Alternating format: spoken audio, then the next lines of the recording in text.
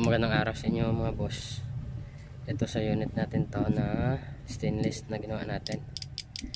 So i-upgrade natin to mga boss kasi yung spring nya is yan, yung spring nya kung nakikita nyo, mahina na yung spring nya. So sa parko to kasi na na spring, so i-upgrade natin para malakas yung nya spring. So una is tatanggalin muna natin to, tatanggalin natin para palitan natin sa loob kasi nga masyado nang mahina yung natin. Yan, masyadong mahina mga boss. Pangit na yung ng spring natin. So kung gusto nyo palakasan yung ng unit nyo, yung EPS nya, so dito pwede kayo mag upgrade. So dito sa loob natin okay lang naman kasi sa loob nya na okay lang. So hindi na natin ito kailangan tanggalin. So linisin lang natin para wala yung nya sa loob. Yan. So ganyan yung setup sa loob. Yan. Ganyan yung setup niya mga boss.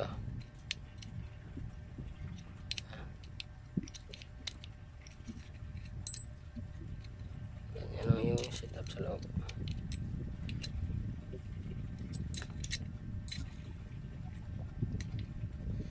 Tapos okay na to yung natin. Hindi natin to tatanggalin sa loob. Ito lang. Palitan natin ng spring kasi mahina na yung spring natin dito eh. So, kita ko na sa inyo mga boss. Ito yung natin spring masyadong maluwag. So ito mga boss, may mga spring tayo dito na luma. Pero medyo okay pa kasi ito masyado nang maluwag mga boss. Yan masyado nang malambot. Yan masyado nang malambot mga boss. Hindi na siya sa yan, kita nyo.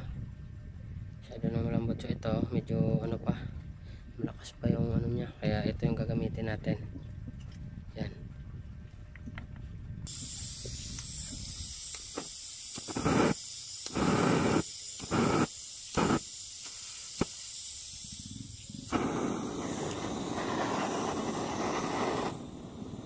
So i-try natin hit mga boss para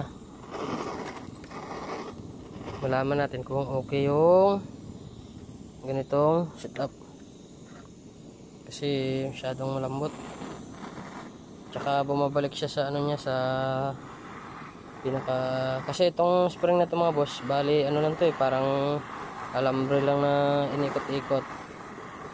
So madali lang mayupi. So yung gagawin natin is ito yung diskarte para hindi bumalik yung nya, yung pagka pagka curve. Sinitin nyo lang hanggang sa mag-init.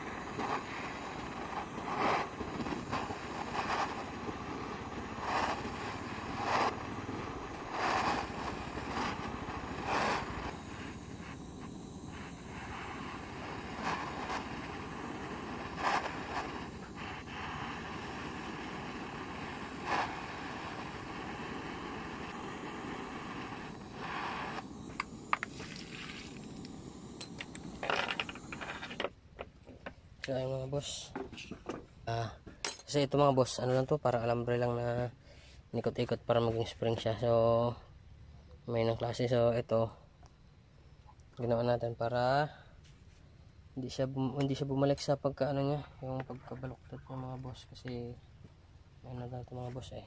Yan. So lagay muna natin dito. So ito na mga boss yung natin para hindi siya madaling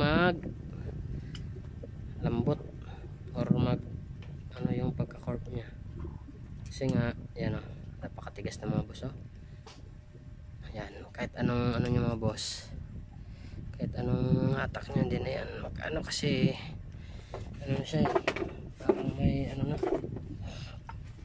hindi katulad itong isa, yan, oh, na iinat lang yan mga boss, oh, oh, parang pwede lang, yan, kita nyo, ano lang siya, parang pwede lang hatakin. Ito hindi na, kasi init na yan mga boss, hindi na yan basta basta malalambot, kasi nga ano natin to. So ito mga boss, try natin, ha. Okay yung ganitong ano natin, sit up, kasi nga pangit yung nakaraan, malambot na masyado, kaya hindi natin matesting kung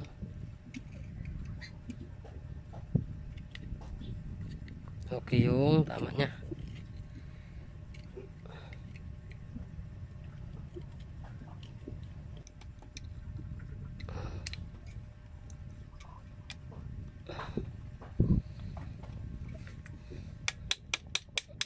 Para